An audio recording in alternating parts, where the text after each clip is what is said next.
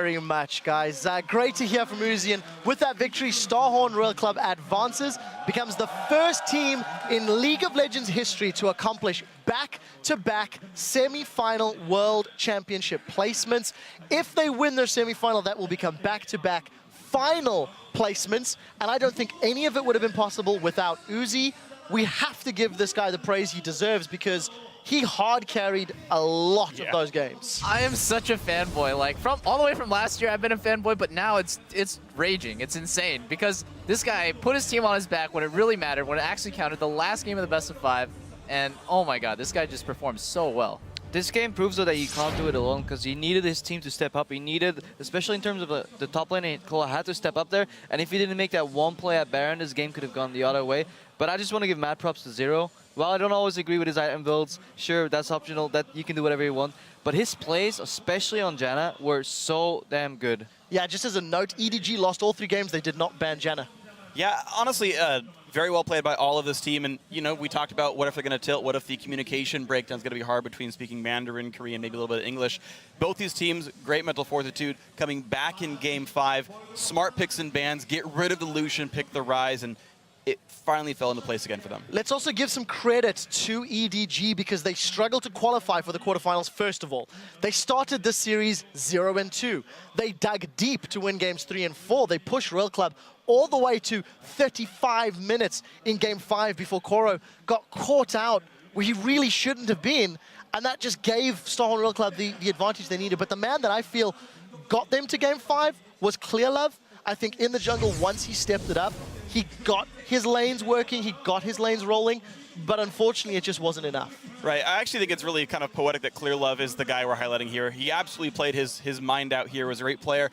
For the Western fans out there who don't follow the Chinese scene very much, EDG is sort of a lot like Cloud9 in that they came together out of nowhere, some good players, and then straight to Worlds, right? Top 8 at Worlds, great performance in your first year as a team, and who else but the jungler to highlight for playing so darn well for himself. He definitely put those middle 2 games on his back. I completely agree. We will get back to talking about the game in just a moment. We're going to send things over to Sharks, who is on stage with Starhorn Royal Club's Insec. Thank you very much, guys. Of course, we had to talk to Insec as well. Congratulations. What a series. What is your take on the roller coaster of games that happened here right now? 인색 선수 우선 승리를 축하드리고요. 이번 정말 엄청난 경기들이 많았는데 좀 소감 좀 말씀해 주세요. 승리에 관해서. 일단 제가 이렇게 5경기까지 간 경기가 꽤 많은데 그래서 오늘은 이겨서 참 아직 기분이 좋은 것 같아요. I had a lot of games that went up to win 5 in the past, but I'm just relieved and happy that we won. Can you elaborate a little bit more how that crept into your mind and then how you reset for that last game knowing it's your last chance? 5경기 들어갈 때 이제 예전에 과거에 승승패패패 스코어를 많이 겪으셨었는데 어떤 생각이 머릿속에 들으셨나요? 솔직히 말해서 그냥 아무런 생각이 안 들어서 일단 내가 할 것만 제일 열심히 하자고 생각하고 이제 팀원들도 자기가 각자 할 거 열심히 해주길 바랬어. Honestly, I just emptied my mind and tried to focus on the game, and I just thought like I'd play my role and do my job, and I was hoping my teammates would do it as well. And they absolutely did. Is there anything you want to say to all of your fans here and watching from home after that incredible performance? 이제 마지막으로 이제 엄청난 경기를 다 같이 봐주신 여기 와주신 팬들이나 이제 TV로 보실 팬들한테 한마디 해주세요. 일단 이 시간까지 봐주신 분한테 감사하고 저 TV로 보신 팬분들도 5경기까지 봐서 재밌었으면 좋겠고 오늘도 아버지랑 친구 왔거든요. 네, 5경기까지 봐서 감사하다고. I want to say thanks to all the fans who stayed up till Game 5, and I hope whoever fans who are watching through TV or through Steam that they enjoyed all the series, and also my father and my friends came to watch, so I also want to say thanks to them as well. Well, thank you for the interview and fantastic performance. We'll see you in the semifinals, and now back to the desk. Thank you very much, Sharks, and great hearing from Insec. I actually think a great adaptation to play Jarvan in the last game of the series when Lee Sin was open and available. Before we talk about some of the bigger picture, we do have a replay that I think summarizes this entire series very, very clearly. Doublelift, I know you felt particularly excited about both the Jarvan pick, which we'll get to, and then, of course, this top lane extended battle. Let's roll the clip and talk over it for me. Oh yeah, I really like Starhorn Royal Club's comp because Insec has been underfarmed. He has to camp Uzi's lane because there's so much pressure there, so he's going to die instantly. Every game, he's probably going to die instantly when he goes in. That's why Jarvan's such a great pick, because it locks up Name right here for his entire team to just kind of collapse on. It really isn't enough at first, but this amazing 3-man shockwave. Yeah, the Shockwave is really what seals the deal. It keeps enough distance on Uzi so he can start cleaning up. Thresh overextends because the Shockwave keeps him back, and then this. This is like the most ballsy, beautiful jump I've seen. Knows exactly when he has to go for the ulti into our attack, jumps forward again.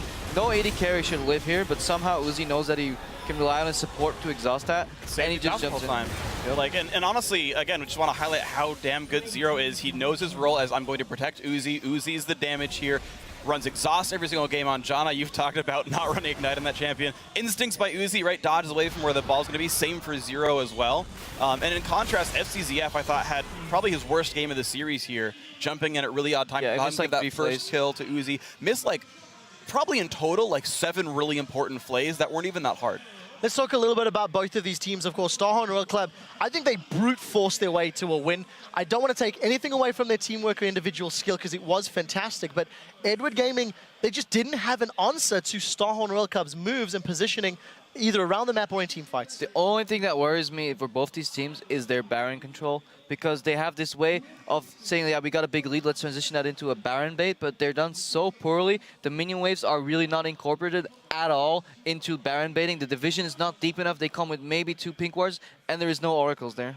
I just have to highlight Uzi's 35.04% of his team's damage is only matched by Deft. He's second behind Deft, so he just does an insane amount of damage. The second highest damaging percentage player at Worlds. It's very scary. Freak. Yeah, and also, I mean, we talked about it before, but kind of bouncing off the points, kind of recapping things going on as well.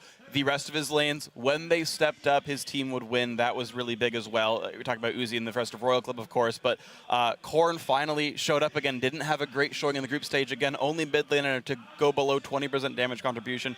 Did so here. Insec, again, yes, realizing the strategic rationale of it's a Twitch.